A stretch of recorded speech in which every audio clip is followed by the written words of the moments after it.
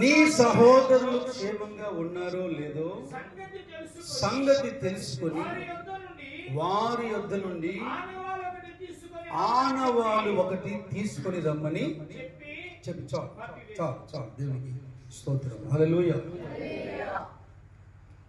యెషయి తన కుమారుడైనటువంటి దావీదును పిలిచి, నీ అన్నదమ్ములు యుద్ధరంగమున్నారు, సౌలు సైన్యంలో పనిచేస్తున్నారు, నీ వెళ్ళి వారిని కలిసి నువ్వు తీసుకెళ్తున్నటువంటి కొన్ని పదార్థాలు వారి చేతికిచ్చి వారి యొక్క కుశల ప్రశ్నలు అడిగి వారి యొక్క యోగ క్షేమమును బాగా వినండి, సమాచారము నా యొద్దకు పలుకుతున్నాడు. మంచిదామే.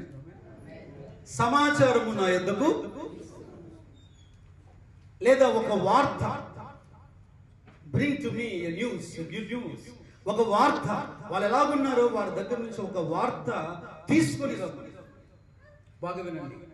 ప్రారంభం నుంచి ఈరోజు చాలా ప్రవచనాత్మకమైన ఆత్మ సంబంధమైన సందేశం మీరు వింటున్నారు. ఆమేన్.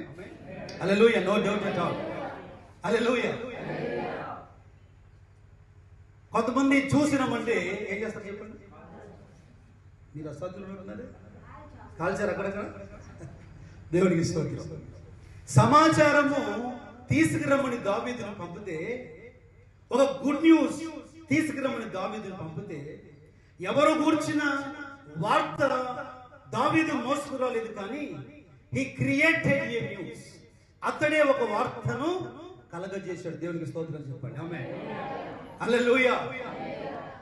ఎవరు చేసిన వార్తను దావీదు మోసుకురాలేదు. అతడు యుద్ధ భూమికి వెళ్ళిన తర్వాత హీ క్రియేటెడ్ ఏ న్యూస్. అతడే ఒక చారిత్రాత్మకమైనటువంటి ఒక వార్తను కలగజేశాడు. హల్లెలూయా. తాను ఒక వార్తను పుట్టించాడు.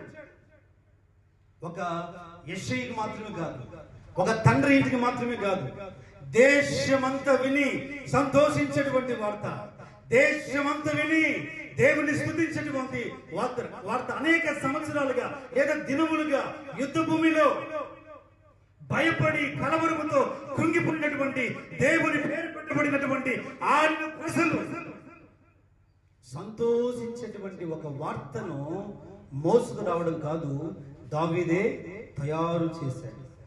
ఆమేన్. ఆత్మపూర్ణులైన వారు ఎవరో వార్తల్ని మోసుకెళ్లాల్సిన అవసరం లేదు. వారు ఎక్కడున్నా వారే ఒక వార్తగా నిలిచిపోతారు. దేవునికి స్తోత్రం. హల్లెలూయా.